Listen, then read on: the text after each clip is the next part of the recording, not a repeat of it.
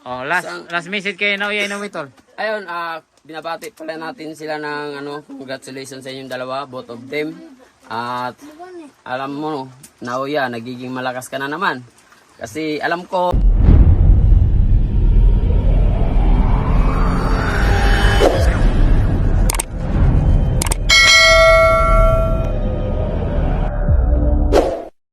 Money.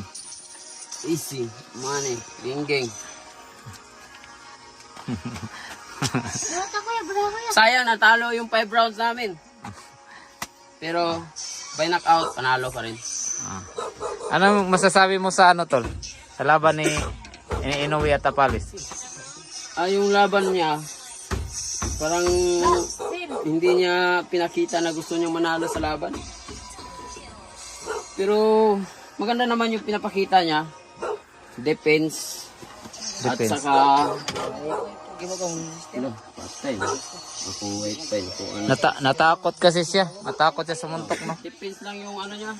Yung pinakita niya, wala siyang pinakita nga gustong manalo. Pero alam niya yung sa first round pa lang, alam niya na mahirapan talaga siya kasi si Naoya pag tapos ng suntok atras agad. Tapos sobrang lakas talaga, may lakas talaga siya. Pero para sa akin, lahat ng malakas tinataob ko. Yung yung sino yung malakas na si Solani Katie, may 11 knockout yun. Pinakamalakas yun sa division namin dati. 11 seconds. 11 seconds pero pinatulog ko lang ng 4 na round. 3 round. 3 round pa. So, yun. Hindi man lang nagalusan si Naoya, no? Putik na yan. Di kasi yung ni Tapalis kasi defense kaya hindi na siya sumusuntok kasi defense na lang yung niya. Depends yung nasa utak siguro. Pero ganun talaga. Pero kahit natalo, pero ging pa rin. Panalo pa rin, di ba? Ay sa managsin ng Gcash. Oy, ang sa nag-send ng Gcash, isend nyo sa kung may share kayo, automatic na yan. Pag walang share, wala, ging yan. So, at saka ano nga yun? Yung lahat ng nagsasabi na Palitan na yung sa sa corner. Iba pa, may the next man pagawin. Sabi ko, oh shit, walang alam sa boxing talaga mga tao. Pero ako, malayo pa lang alam na namin yung mangyayari. At saka, kasi kapag ikaw ay isang boxer, alam mo yung kakayahan ng kalaban, alam mo yung kakayahan ng mga makakalaban mo. Pero yung mga tao kasi, choice din naman nila magsalita Kaya pero yung iba, kaya laging tayong nababas kasi choice nila yun na magsalita sila. Pero ayun, kahit ilang milyon pa yan yung mga haters namin, pero lahat ng kalaban namin, pinatunayan namin na hindi mananalo sa amin.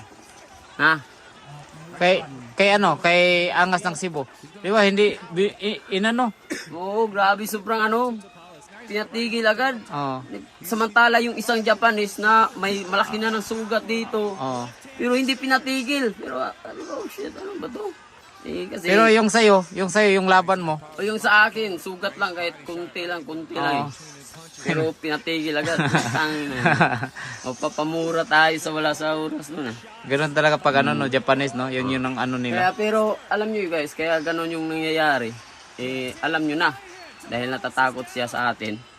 Yung sayo kasi tol, wala na, patulog na yun Wala na yun, isang suntok lang, wala.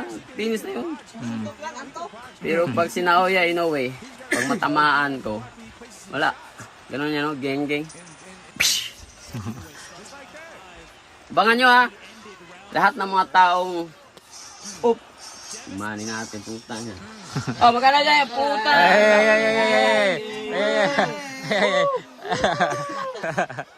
Ay, ang bango pala ng dalay. Sa Pilipinas, baka masingit mo pa yan, Ang bango pala. Parang karton. Ah. Ay, Ah. grabe, puro pamimigay na natin. Ah. Oy. Oh, sir. Ilan na? Ay, Kumanda ka Inoy. Tulom lagi iya.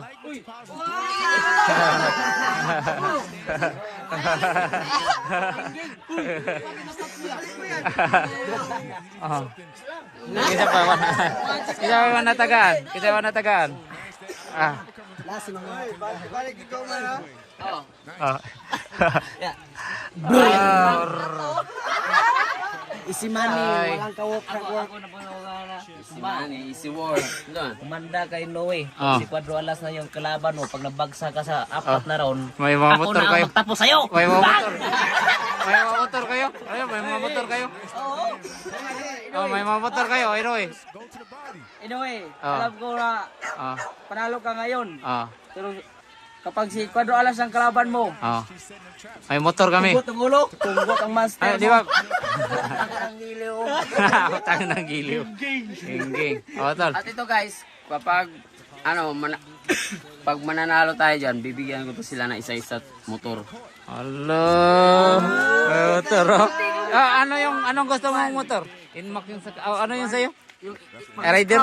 Rider? Ano yung sa'yo? Rider. Ikaw, gaw. Imong motor, gaw. Imong baligya. Paano di na? Ikaw. Ano, bigay si Raptor lang sa akin, guys. Harap.